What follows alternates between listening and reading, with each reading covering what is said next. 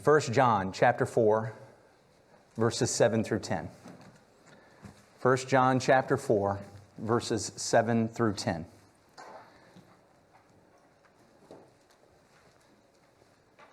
Beloved, let us love one another, for love is from God. And whoever loves has been born of God and knows God. Anyone who does not love does not know God, because God is love. In this, the love of God was made manifest among us, that God sent His only Son into the world so that we might live through Him. In this is love, not that we have loved God, but that He loved us and sent His Son to be the propitiation for our sins. Beloved, if God so loved us, we also ought to love one another. We're going to talk a little bit about our one another love in the sermon in the last part of our time together today. So I want you to kind of hang on to this passage and remember what it says when we talk about that love then. But right now I want to talk about God's love. And I want us to see the next level kind of love. Because the love that is described here is, it's almost unimaginable. It is beyond anything that I have accomplished with anybody else in my life. No matter how hard I reach for it. I will admit, I preached on this passage one time at home, and the focus in that sermon was about our love for one another, and immediately had an elders meeting scheduled after that with the elders and evangelists. And Buddy said, yeah, I'm not sure we can pull that off. I said, I know, but it's what we're striving for. It's an amazing kind of love that God has here. The first thing that we see about this love is that it's unconditional. We're all aware of that. We've learned about unconditional love. We've learned here in this text, it says it's not that we loved Him.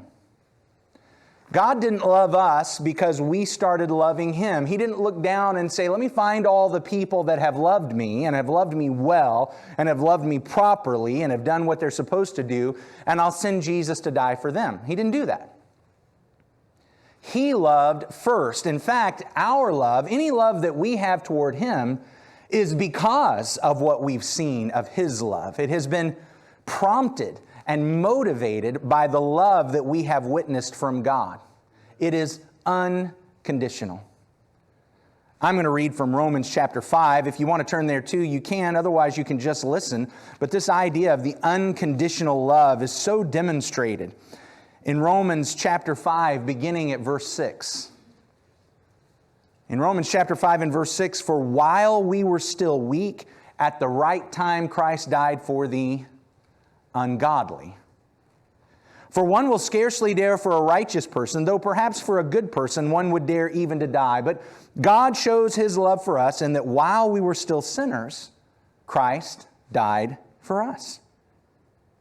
Since therefore we have now been justified by His blood, much more shall we be saved by Him from the wrath of God. For if while we were enemies we were reconciled to God by the death of His Son, much more now that we are reconciled shall we be saved by His life. When did Jesus die for us? When we'd gotten it all together? When we'd finally come around and all our ducks were in a row and we were serving the Lord and He said, that one loves me, I'll let Jesus die for him or her now. No. While we were ungodly, while we were sinful, while we were weak, while we were enemies, Jesus died for us. That is an unconditional love. There are not many times we experience that kind of love in this life. Most of the time we feel like the love we get from others is based on conditions. But God's love is unconditional. And we see that here in 1 John chapter 4. It's not that we loved Him, it's that He loved us. Now that's a pretty impressive kind of love, wouldn't you agree? I mean, based on what we experience and what we can manage most often, we would say that alone is like a next level kind of love, right? That's beyond the normal kind of love that happens here in this world. But 1 John 4 shows it going another step. In fact, it's hard to talk about the unconditional nature of God's love without noticing this next level of God's love, and that's the sacrifice. Even in that passage in Romans, it was talking about the death of Jesus. When God loved us, it wasn't just, hey, I'll do nice things for you when it's convenient. It's not just, okay, I will refrain from doing mean things to you. It is sacrificial. My love is going to cost me, God says. And it cost Him His Son. He sent His Son into the world, who stepped down from the throne of heaven, who came into the world and went to the cross. And for God, in the person of Jesus Christ, consider the sacrifice that was. Leaving the throne, leaving the worship, leaving the glory behind, coming and living as one of us. And if that's not bad enough and sacrifice enough, then how did He get treated by us? We laughed at Him, we mocked Him, we spit on Him, we beat Him, we crammed a crown of thorn on His head, nailed Him to a cross, and He died.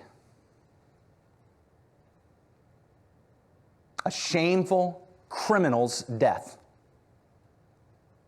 The King of the universe dying on the cross as if He is a rebel slave and criminal. Sacrifice. Many of us already know John chapter 3 and verse 16. For God so loved the world that He gave His one and only Son, that whoever believes in Him should not perish but have everlasting life. That is a sacrificial kind of love. I'm not just, God says, I'm not just loving you despite what you do. I'm loving you despite what you do, and it's going to cost me everything. I'll pay the debt, He says. I mean, it's one thing for us to look around and love someone even though they haven't loved us. It's another thing to say, I'm going to love them even though they haven't loved me, and it's going to cost me a lot. I'm going to be spending all kinds of money. I'm going to be sacrificing all kinds of time. Wouldn't you say that even that, I mean, unconditional love was a next level kind of love, but when it's unconditional and sacrificial, I mean, now we've moved up another level. Would you agree with that?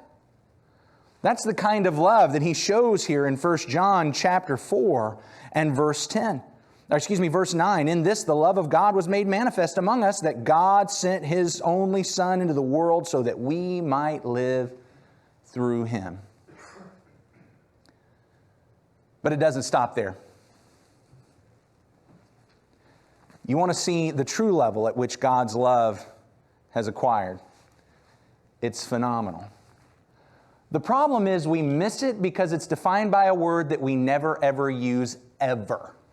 I mean, you hear it when we read this passage, but I promise you, I'd almost guarantee you've never used this word in daily conversation. The word is propitiation. Any of you guys ever said that word? You're just sitting around at work and you're talking to your coworkers about propitiation, or you're at school and your classmate said, hey, wanted to talk with you about propitiation. What do you think about that? Anybody ever use that word in conversation? I mean, other than in one of the rooms here. And so we see this word and, okay, I get it. God's love is unconditional and sacrificial. And then we see that we know this by propitiation. This is verse 10. In this is love, not that we have loved God, but that He had loved us and sent His Son to be the propitiation for our sins. And the preacher preaches on it, and he talks a little bit about definitions, and we think we've got it, and then we move on. And then the next time it comes up in a sermon, we realize, I don't remember anything about that last sermon on propitiation. I don't know. Why would they even put a word like that in there? I'll tell you why they put a word like that in there. Is because the term that this is interpreting, that it is translating, has a very powerful meaning that really almost no word in the English language gets across. And propitiation is the one that does. So I want to talk to you about it. But what I have to explain to you is that there's actually some debate and discussion about whether or not this is the right word. I believe it is. And I'm going to share with you why this is such an amazing level of love. But I do have to give you another vocabulary lesson. Because there's another term that a lot of folks say, oh, this is more accurate. And it's another word that you never use in any of your daily conversations. And I hope that by the time we're done, you'll be able to remember these words because it's really powerful. Here's the other word. You ready? Expiation. Anybody ever use that word in a sentence? I mean, I never do. Only when I'm preaching this sermon. Expiation. So here we've got expiation and propitiation. Some folks think that this ought to be expiation. Okay, now that you're completely bored, let me try to explain it to you and see if it doesn't enlighten and excite you the way it does me. Are you ready? Here's the difference. Expiation is the idea of doing something that takes away the other person's guilt. When you have expiated for them, you have removed their guilt. Now, there is no doubt that Jesus' sacrifice does that. That when Jesus went to the cross, because he fulfilled the righteous requirement of the law, and the righteous requirement of the law is if you sin, you die.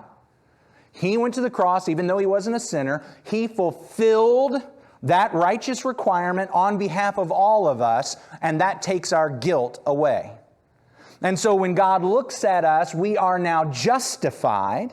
And so there is no doubt that Jesus' sacrifice is, do you remember the word? Expiation. In fact, why don't you guys say that word with me? You ready? Expiation. I want you to remember this. There's no doubt that Jesus' sacrifice was that. It takes our guilt away. Propitiation, however, works on the other side of this equation. Propitiation takes the anger of the offended party away. That's what a propitiation is. In fact, the word translated here is one that was very commonly used by the Greeks in their own sacrifices. In their own sacrifices, what they were trying to do was to appease the anger of their gods. And that was called a propitiation.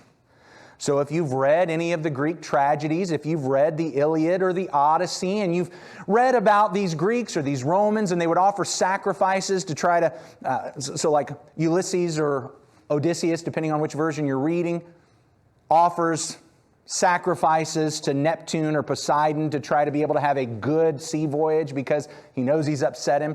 He's trying to appease the anger of that god. That's propitiation. He's not trying to get rid of his guilt. That's expiation. He's trying to appease the anger of the god. That's propitiation. Now, I want us to think through that for just a moment. If we could make it kind of personal for us, let's imagine that I borrowed your car. All right? And when I brought your car back, the driver's side fender was a little crunched. Would I be guilty? Yes. Would you be mad at me? Maybe. I don't know. I don't know you. You might not care, but you might be mad at me. You might be angry. And especially if I said, well, look, you know, I mean, I don't know how that happened. I'm not paying for that. You might get a little bit more angry, right? So now we've got, on the one side, we've got my guilt. I've done something to your car and I'm not paying for it. On the other side, we've got your anger, which in this case is justified. Now don't sin just because you're angry, but it's justified. Expiation would be if someone came along and said, you know what? Look, I'll take the car, I'll pay for it. Someone handed me some money and I gave it to you and paid for it. Then the guilt now, in that sense, it's been working on the side of the one who's done the offense. Let me remove that and everything will be okay. That's expiation.